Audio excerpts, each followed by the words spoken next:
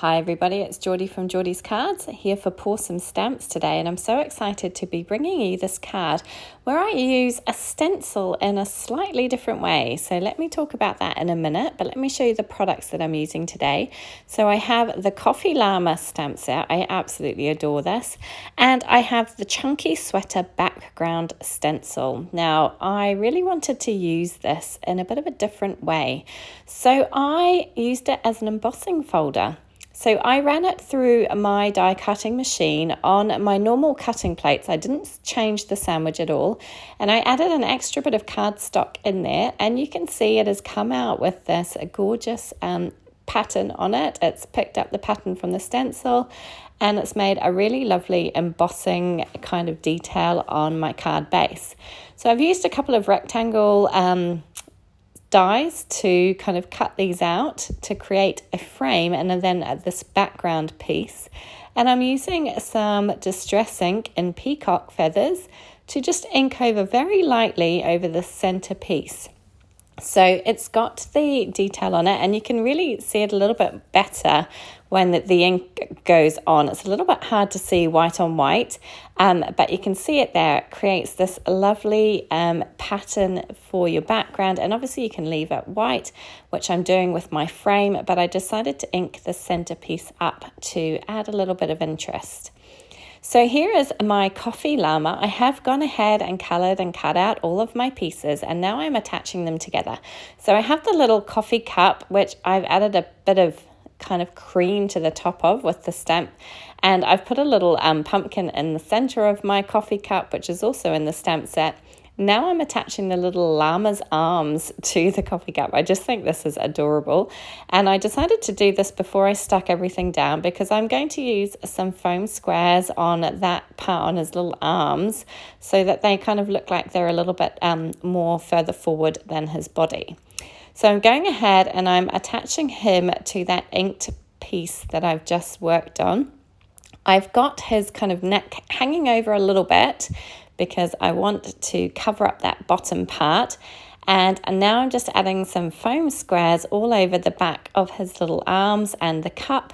As I say, because I want to create a little bit of dimension, I want to make these look a little bit further forward than his body.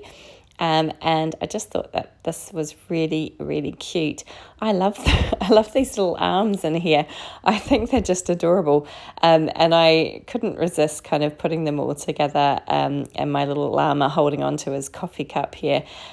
He's obviously got a pumpkin spice latte because it's autumn or fall if you're in the States or Canada. And he's enjoying his little pumpkin spice latte. So there he is. He's holding on to it. I just wanted to make sure that I had that kind of popped on centered as much as possible. And when I was happy with it, I went back to my background frame piece. Again, this has that stencil detail on it to create that embossing look.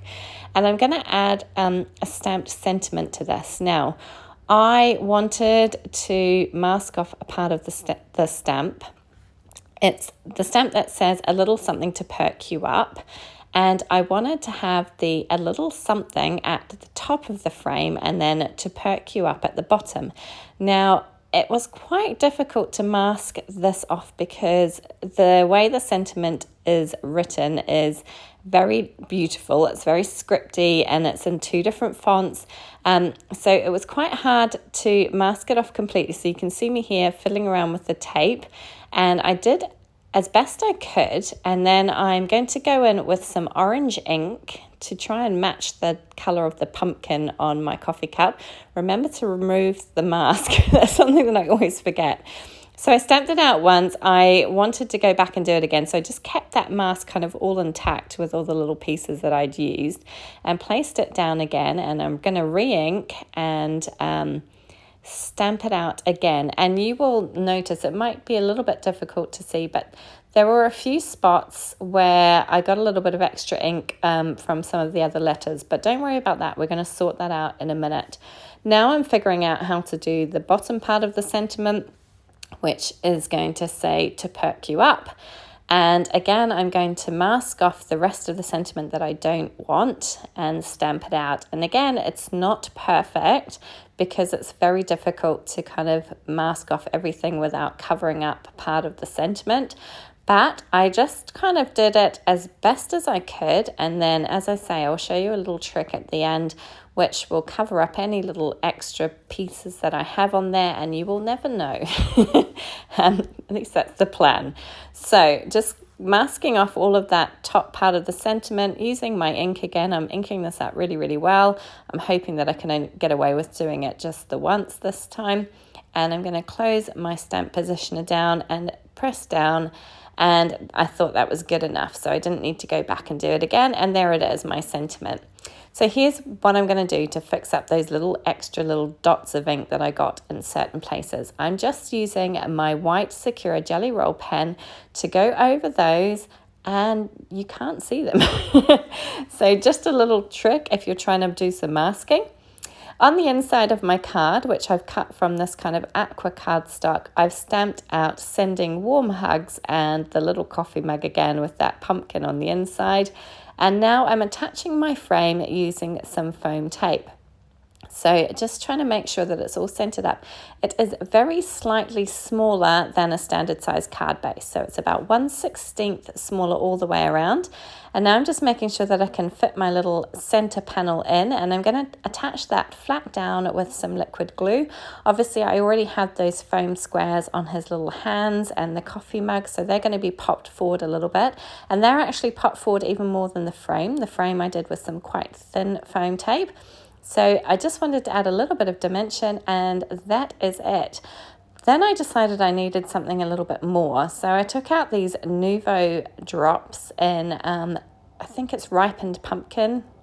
Now I'm always rather nervous about doing this, so I added only three drops. I'm terrified of using these. I just feel like I'm going to get it wrong. I'm either going to add too many, I'm going to put them in the wrong place. I don't know why, but I just put 3 and I thought that was enough. Just 3 little pops of orange to bring out that orange of the sentiment and the little pumpkin in the middle. And that is it. Card complete. I hope you enjoyed this one today. If you did, please do subscribe to the Pour Some Stamps channel, where you can see lots more lovely cards from our design team, and check out these other videos that you might enjoy as well. Thank you so much for joining me today. Take care.